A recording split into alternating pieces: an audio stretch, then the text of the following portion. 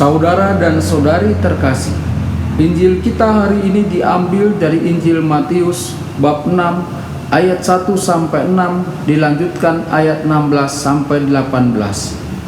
Dalam khotbah di bukit, Yesus bersabda, "Hati-hatilah, jangan sampai melakukan kewajiban agamamu di hadapan orang supaya dilihat. Sebab jika demikian, kamu tidak beroleh upah dari Bapamu yang di surga.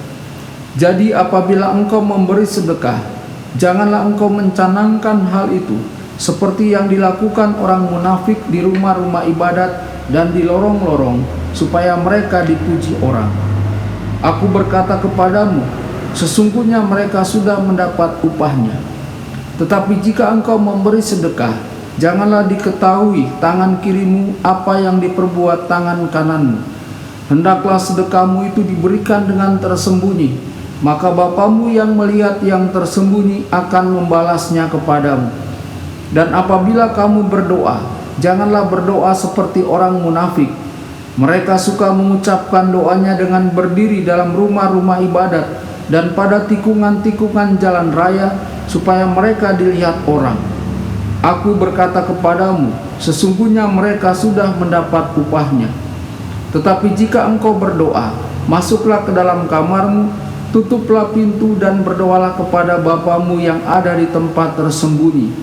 Maka Bapamu yang melihat yang tersembunyi akan membalasnya kepadamu. Berbahagialah orang yang mendengarkan sabda Tuhan dan tekun melaksanakannya.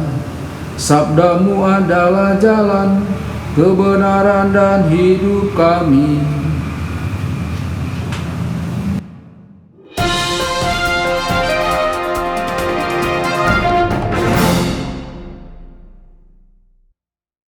Saudara dan saudari terkasih dimanapun Anda berada, jumpa lagi dengan saya Romo Tedens dalam saluran Warta Kabar Sukacita. Semoga Anda semua tetap dalam keadaan sehat dan selalu berbahagia. Saudara-saudari, Injil kita hari ini diambil dari Injil Matius bab 6 ayat 1 sampai 6, dilanjutkan ayat 16 sampai 18.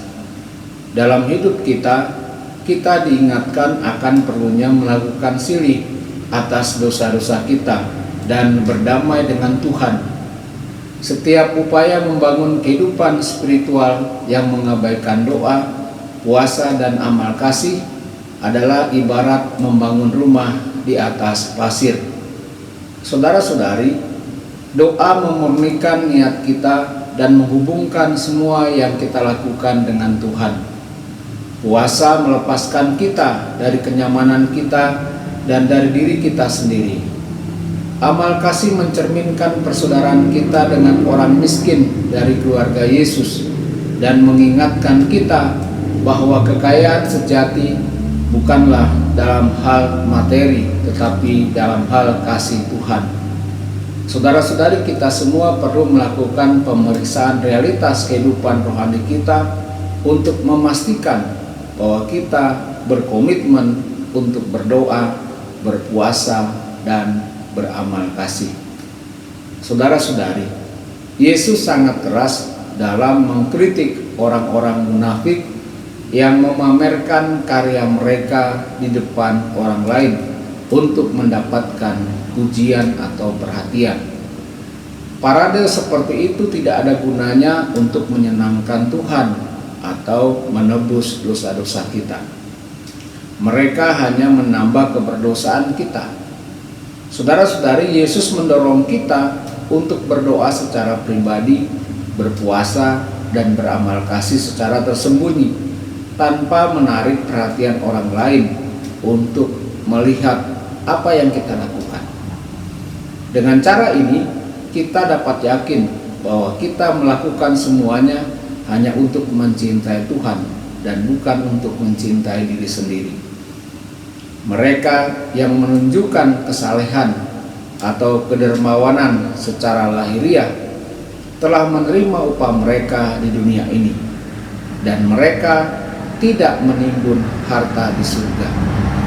Saudara-saudari, marilah kita bekerja secara tersembunyi tanpa maksud lain selain hanya untuk menyenangkan hati Tuhan kita. Tidak ada yang membawa kita lebih dekat kepada Yesus selain berjalan bersamanya dan melakukan hal-hal yang Ia lakukan, yakni kasih kepada Allah Bapa.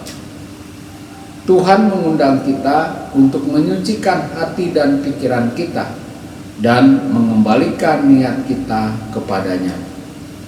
Pelayanan publik Yesus dijalankan setiap hari dalam ketaatan yang penuh kasih kepada kehendak Bapa. Saudara-saudari, apa yang bisa kita lakukan untuk Tuhan hari ini? Pengorbanan apa yang dapat kita persembahkan yang akan menyenangkan Tuhan? Begitu kita memutuskannya, kita akan melakukannya tanpa diketahui oleh orang lain. Tuhan Yesus memberkati dan menyertai Anda semua. Sabda Allah adalah kebenaran. Sabda Allah adalah kehidupan.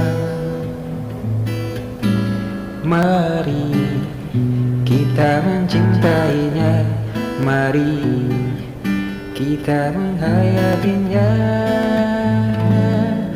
Ya Tuhan yang ku muliakan, sabda